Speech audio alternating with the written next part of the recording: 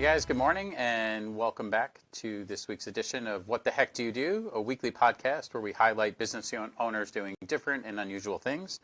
I hope everybody had a Merry Christmas, Happy Holidays, and enjoyed some family time. Ironically enough, our guest today, Sarah Joy. That's a very holiday-themed name, so that works out well. So super excited to get talking to Sarah. This week's episode is brought to you by Top Shelf Consulting, along with Rhodes with New York Life.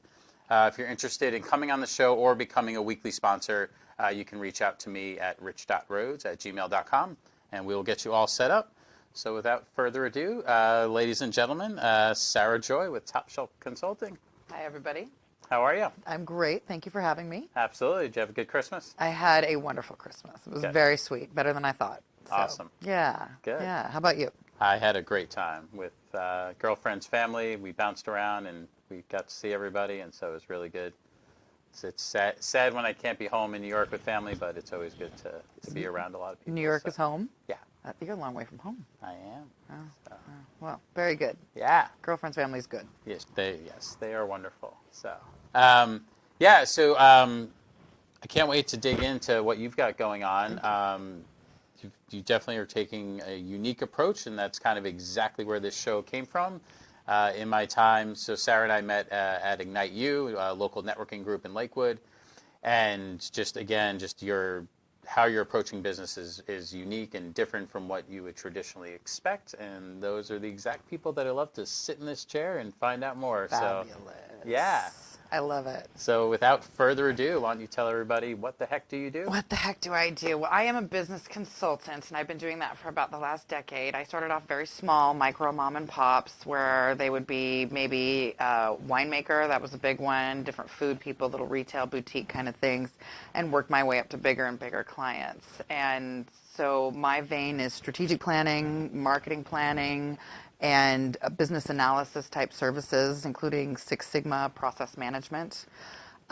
So what I did, though, what is exciting and unique these days is that I have written a strategic planning workbook for small businesses and sole proprietors. And so it's yet another way, a tool to help businesses succeed, get their planning going, get themselves dialed in, and actually achieve the goals that they're looking for. So. Awesome. That's a great summary. And as a former Lean Six Sigma professional, I certainly appreciate that. I love it. That approach. So, yeah. So we'll talk a little bit about Sarah's business in terms of the broader, maybe more well-known process of having a consultant come in and help you. But yeah, so strategic planning for small businesses and sole proprietors. Yes. So what we're going to do is we're going to spend a lot of time diving in and really understanding where this idea came from and how it works to help get that word out. Fantastic. So how did this book come about? So I had been consulting for about a decade, and I've seen tons of businesses, and I saw the same problem kind of recurring over and over again. And part of it is that most people that are small business owners, they aren't necessarily a strategic planner. They aren't necessarily somebody with Six Sigma experience or process experience. And for a lot of people, that's like not the easy part. Right. And so that would be the frustration. They knew what they wanted. They were good at their craft. They should have been doing better. But because they didn't really have that process aligned, they were missing their mark. Their margins were low. They were wasting money on things they didn't need. Okay. And so I had this idea kind of brewing in the back of my head. And when I would consult with people, I would talk in this vein with them. I'd sort of put them through a process that was like this. And finally, I got a contract with the Puyallup-Sumner Chamber last year, 2017, 2018. And I got to put together a Business 101 course for small businesses. That was our main constituency there. So it was perfectly timed. It was fantastic. And I went, I'll put this process together for my class. Sure. Because I had a different class every month, and I got to teach one about strategic planning. I was like, oh, this is amazing. So I put this together, lined it all out, put together the PowerPoint, and taught the people. And I noticed that even as I was teaching them, I had a ton of questions, and I had a lot of interest in the class, but I still needed to do more to convey it to them. So probably a couple months later, I realized I could put it together in a book. And then I thought about it a little further, and I went, I could make a workbook. Right. And just like from your school days, when you'd get a math workbook and you'd have to work through the problems, but that would really help students get the math, I was like, okay, I'll put together that for businesses. Okay. So that is exactly what this is. This is a cut and dried, no nonsense, down to the most important details workbook for businesses. Okay. For making their strategic For plan. making their strategic plan. So to know what they're doing, how they're going to do it, what it's going to cost, and Yes. the expected results. That's exactly right. Okay. Cool. So talk through it. So somebody goes onto the website, they purchase the book, and then it's a do-it-yourself kind of experience? This is a do-it-yourself kind of experience, absolutely. If you would need more help, then you would get outside of this, but it's great to start here. This is great for any business that doesn't really have a strategic plan. This is a great place to start and to see whether or not this is enough for you to work through. Now, granted, some people might still just get lost with it, but there's a lot of people that this would be enough. This tool would be enough for them, and they could get a business plan together with that. So I do want to differentiate, though, the full business plan isn't where you start. You start with the strategic plan. This isn't, when you get done with this is not what you'd take to the bank, per se. Okay. This is where you would be working on how you wanted your business to go. So this is where you make the mistakes. This is where you work out your details. This is where you figure yourself out from confusion and chaos to something lined out. Okay, so this is a high-level strategic plan, and there's still maybe some more tactical planning that goes on. More numbers. If you have, Okay. if you're going to actually go for funding, if you're looking to go to a bank, there's another step after this. Okay. This will not solve every problem, but if that's not what your concern is, or if you don't have anything together and that's where you want to go, this is where you need to start. You need to know what your initiatives are, and you need to know why they're going to work, and you need to have an order to those initiatives. Order's a key player. Okay. Yeah, so I've seen that too, where, right, you have, all of a sudden you have 15, 20, 30 things you want to do. If you don't have those prioritized, I've heard the expression, if everything's a priority, nothing's a priority, right? There's absolutely. So you absolutely. can want to brand your company and start a second branch and do all these things, but yeah, if you don't have those ordered by then you're all importance, over. Then you're okay. all over. And I've seen people too. I've seen people do things where they get all the way through some of what they thought were really important initiatives, but they didn't really think it through in terms of order. So then they have to undo something to go do something over here. And so it's better to have a little bit of forethought in there and to say, gosh, if I do this first, it'll have a trickle-down effect.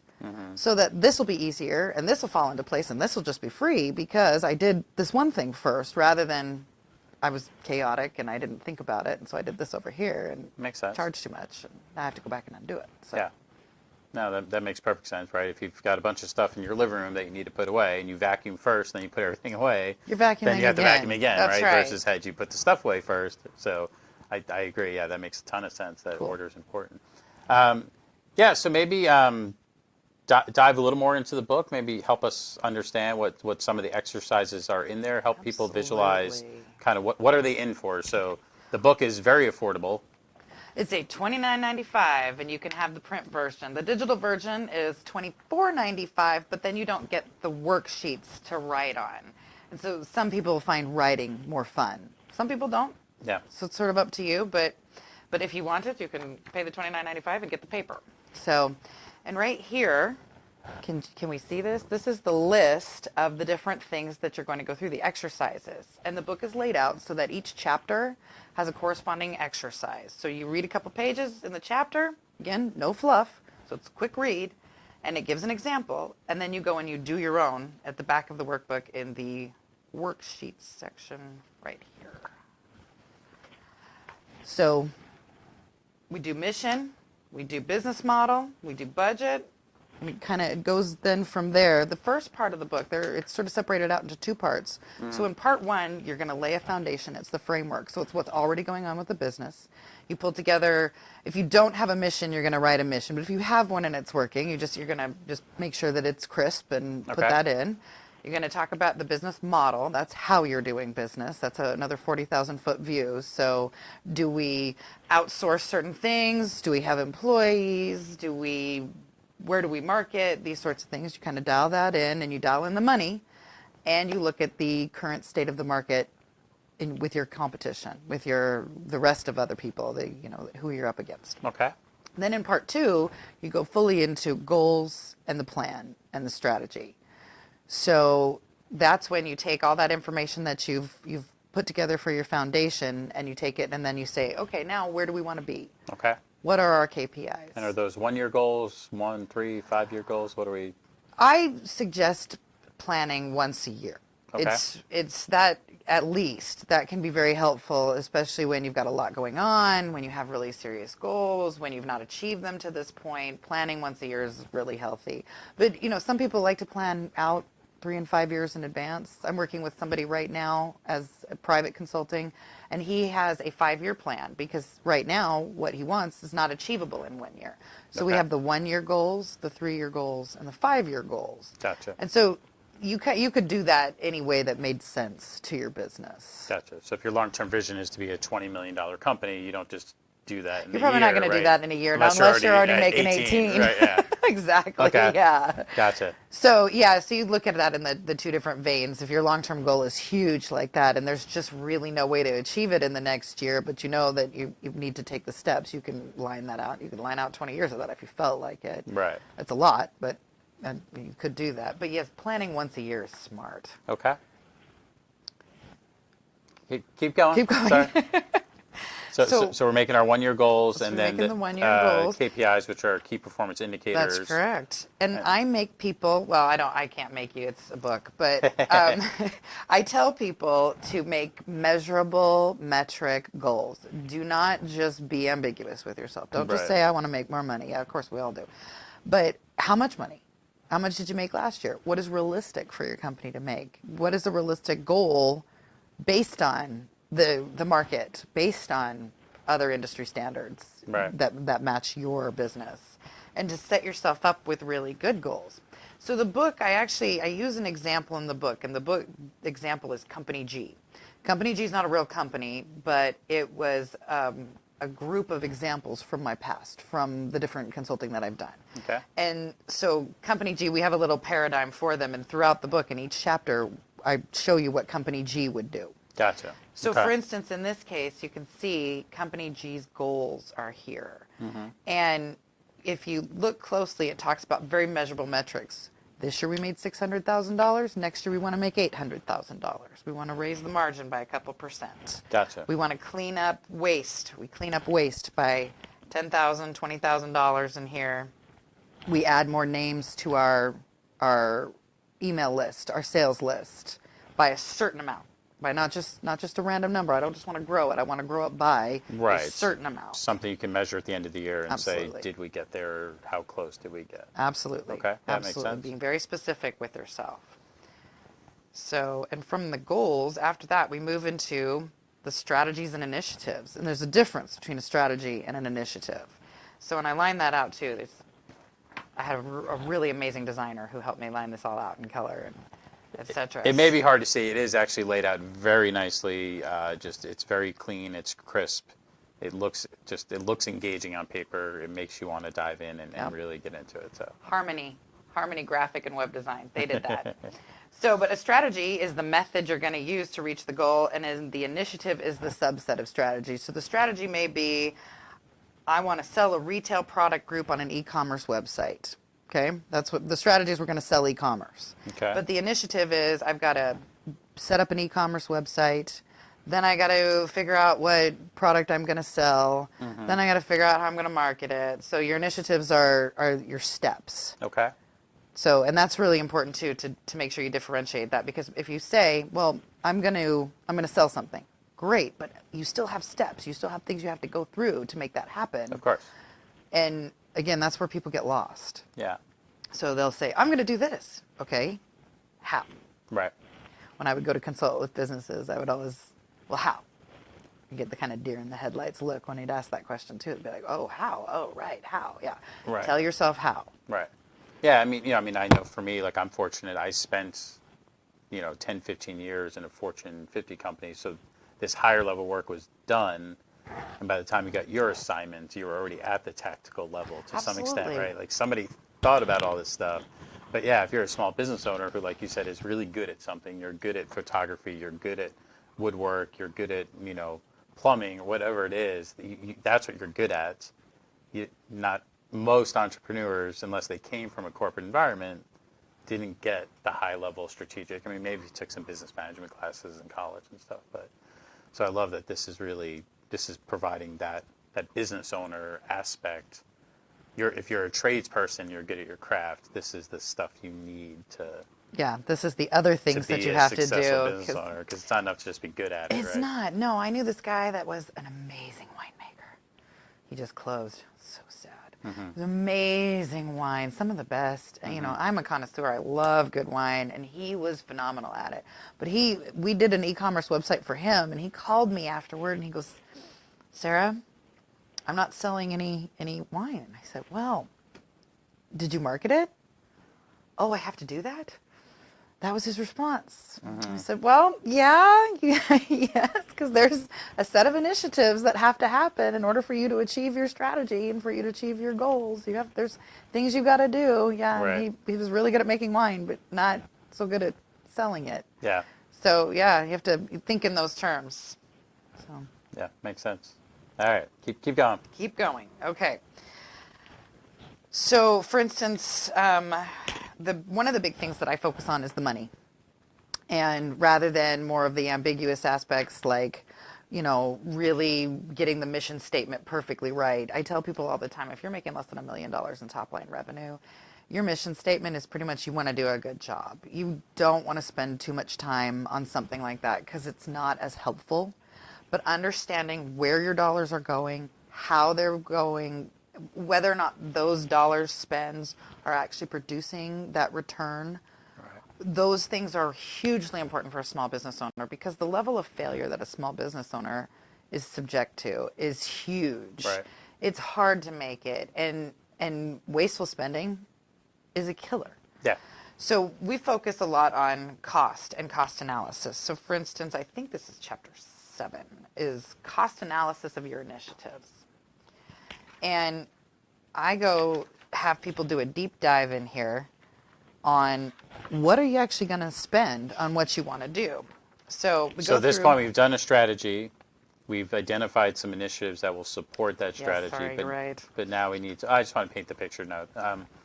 So that way, because if it's $1 million project to achieve $20,000 of revenue, yeah, it's probably not the best idea, no, right? No. So you've brainstormed what you think will get you there, and now you're scrutinizing those solutions. That's perfect. I even use the word brainstorm in the book. Okay. So so you're gonna brainstorm with your strategies and initiatives, and you're gonna put all the stuff you want down on paper first. So you're gonna say, I want this and this and this and this, and it's gonna be amazing, right? And without asking yourself, can I afford that? That's not the time to do it. Right. Do the things you think are going to get you there first. Right. Get them on paper. Okay. First you brain dump and put everything that you want. Everything that you want, even I want fairies and flowers. Okay, fine, put that on paper. But then once you get through, you're lining out of all your initiatives, and here's Company G's initiatives, and they're categorized here, and that's also important. They match goals. But then they go through and they do the cost analysis. So then they're going to take those things, and here is a little chart that kind of gives you some mental framework, like, why should I analyze this way, or should I analyze it that way? Should I decide how much I'm going to spend first and then find things to do within that vein, or should I let the market dictate that to me? If it's external, like if it's a license that I have to go buy, the market tells me what I have to pay. Right. But if it's something like an improvement within my own business, or like structurally, like I'm going to do some construction project, you can say I'm not going to spend more than $20,000. Gotcha. So there's a couple different ways to analyze costs, and that's laid out in here. And so what are those 4 that are there? I think that's kind of useful. So first you're going to look for cost-free.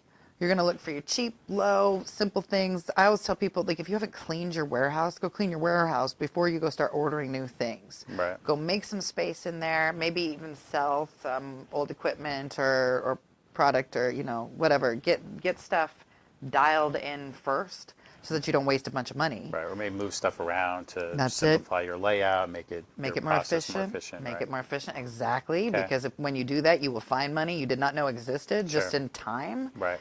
So, and then you write in your initiatives that can be estimated based on your current budget.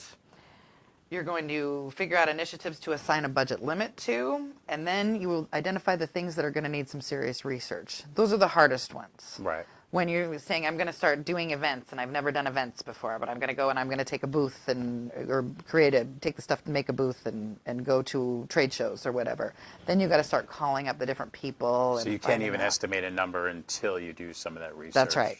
That's right. So it would be a foolish effort to say, oh, I'm going to do $5,000 for an event and find out that events are $50,000, right, or whatever. Yeah, exactly. Okay. So, and that's definitely where you'll find, as if you're doing this process, you'll, as a business owner, realize, gosh, I'm not even going to do the research on X because I'm already bored of it and I don't think it's going to work, and it's starting off as too much money, and let's just go ahead and take that off my initiative list. And so this is where you kind of clean house with your initiatives. Gotcha. And so as you lay them out and you figure out what they are and what they're going to cost you, you can then eliminate things that are just, they're not going to be helpful, they're not going to be worth it, it's too much to do in a year, whatever. You can put it off. You can get your list dialed in better. Then from here, you're going to organize this list in that order that we were talking about. So you get the numbers first, and then we move into the framework where you actually put things into order. And in the book, I go through a bad order and a good order, and we talk about why those two things are bad and good, why one's not helpful and one is helpful. Okay. So, and I'm intrigued. And again, it goes back to what we were talking about with doing things, vacuuming the room, and then moving a bunch of stuff and having to go back and vacuum again. Right. You know, this initially, and I even tease people in the book a little because one of them is audit finances on my list here, and it's way too far down the list. You don't ever audit finances at the end. You always do that at the beginning. Gotcha. So we talk about that whole putting the things in order, and hopefully there's enough information in here so that most people could read it and go, oh, I get it. Okay. I understand what order I should be doing. And that's why there's a bad and a good. And again, talking through, which is the next couple of pages, you just talk through why those choices got made. Gotcha. Okay. Awesome. And then from there, we move into putting it all into a schedule. And by the time you're putting it all into a schedule, you're almost done. Yeah. You're really almost done. You're just and you're now just like, how am I going to get this done? Where am I putting this? Is it March or is it June? You know, that sort of thing. Gotcha. Okay. But by then you're pretty structured. Nice. So, yeah, so simple, basic, straight to the point. I'll even show people the schedule here. So we've got a list of quarters for this. They just did things in quarters. You could do it in quarters or you can do it in months. It kind of just depends on how you run your business. Some people like quarters because it's just sort of relaxed. They know that in 3 months' time, they sort of have these things they got to get finished. Wait till the end of March and then panic for 2 weeks and get it all done. Yeah, understood. Yeah, sure. Yeah, the procrastinators know exactly where the line is. It's perfect. Right. So. Okay. So you could get as detailed as monthly or weekly with some of the tactical stuff if you wanted to, or you just say, hey, we have a goal, get this done by the end of the quarter, and then as you manage the quarter, you find time to do these things. Absolutely. Absolutely. And sometimes, life happens. So some people are afraid of the plan because the plan then makes them commit and cement to things. Sure. Which is a lie because there's nobody holding the gun to your head but you, unless, again, it's like buying a license that the state mandates or something. So you write this with an intention of, we're going to aim for this, we're going to do this. But, you can also get done early. Or you could be a little late. You might have to maneuver things. You may have to course correct. And I have a chapter just on course correction in the end of the book that talks about, well, what happens if life happens? Right. How do you know? What happens if my initiative doesn't seem like it's working? Okay, yeah. So when do you pull the plug versus, no, I committed to this? Exactly. Okay. Yep. So do not fear the schedule, people. Do not fear the plan. Understand that the plan is yours to maneuver. That's why I talk about the business plan and the strategic plan being a little different. Okay. Because when I put a business plan together, I'm handing it to somebody else, like a bank or an investor, and I'm saying, I would like you to see the snapshot of my company and see the potential, and here's where we're at today and what the potential is from this moment today. But when you're doing a strategic plan, this is about how you are running your business for real. And so it's more for you. It's inward facing versus... Absolutely. Right. This isn't what you put on your website and say, here's our strategic plan. This is our... Not unless you have put it in concrete, which I wouldn't do that. I just wouldn't do that. Right. You know? Okay. But you can always say, our mission is this on your website. You can always say, we are aiming for this. You can always say that, our launch is in 60 days when you're trying to advertise. But when you got to figure out whether or not something's going to work, Yeah. that's not something you tell the bank. You Right. don't call the bank and say, I'm not sure if this is going to work, but we're going to work on it. Never say that. Do they not like that? No, they tend to panic on stuff like that. Understood. So No, that's it in a nutshell. It's no more complicated than that. I tried to make it as simple as possible. I think easy is one of the most misused words in the English language, so I will not call this easy. I will just call it very straightforward. right. If you don't know how to get a plan on paper, this is a really cut and dried point A to point B kind of approach. Yeah. And that was what I wrote it for, was to try to take that mystery and the confusion out for business owners, so they could just say, oh, that's all you want from me? Oh, okay. Do A, do B, Yeah. do C. Yeah. Well, and so what I love about it is I think people can fear consultants for fear of they'll come in, make you think you don't know what you're doing, and then tell you that you need them for 9 to 12 months and it's going to cost this much money, that type of thing. Versus, hey, this is almost like prove it to yourself that you don't actually need me. If you work through this workbook and you have an awesome plan and your business rocks and rock and roll with it, then great. It turns out you didn't need it. Well, good. You got what you needed for $30. I love what you just said. I love that. Yeah. Versus, give it a whirl. And if you're like, you know what, bam, I'm a wood shop guy and I don't do this garbage, right? Well, then that tells you if you're not hitting your goals, then you do need somebody to come in, give you that guidance and provide that support. So I do love that you made kind of this.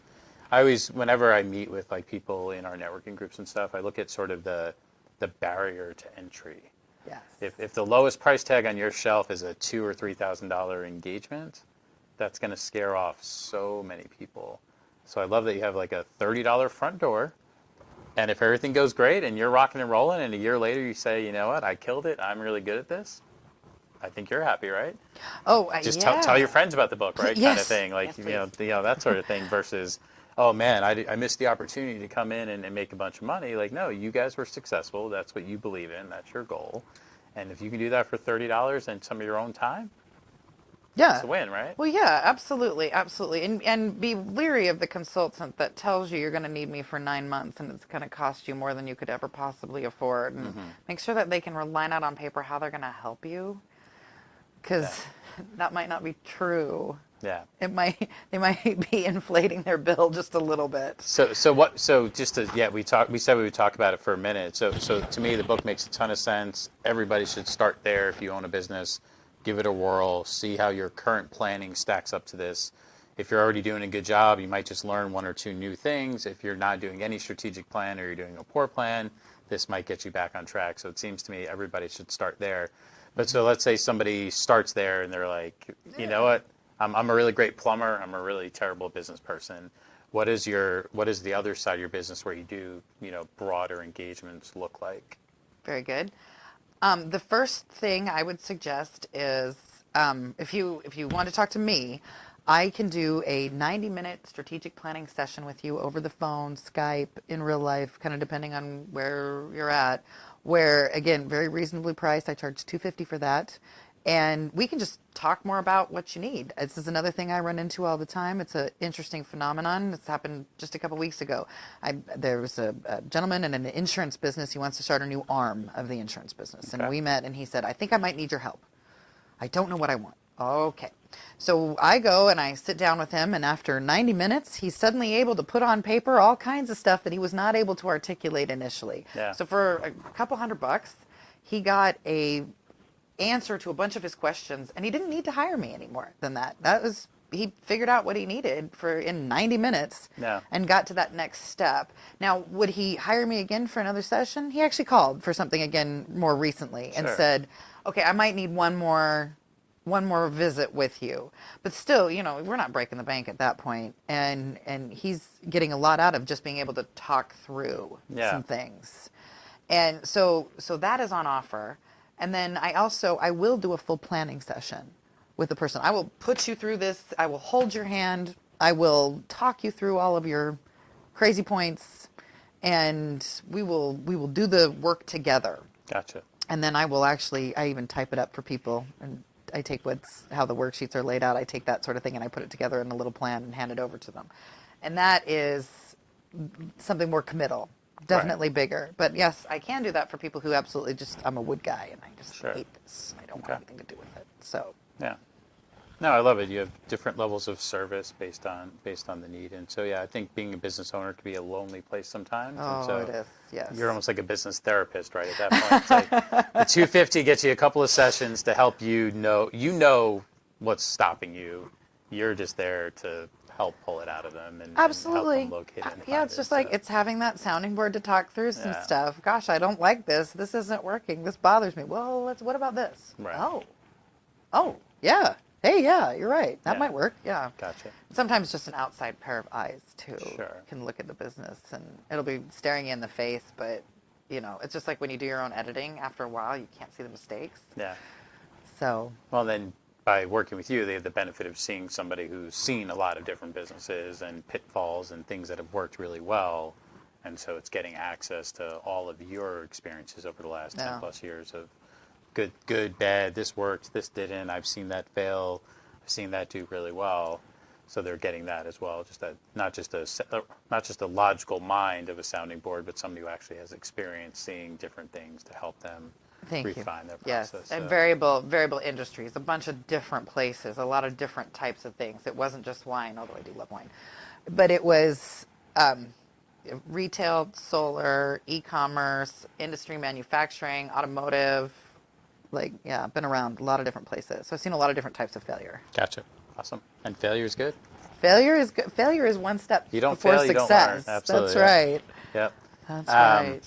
Awesome. Thank you so much. So if someone wants to reach out to you, I know your information's been scrolling, but do you have a preference for how they reach out and contact you, whether that's phone, email? Is there a form on the website? What's the best way to...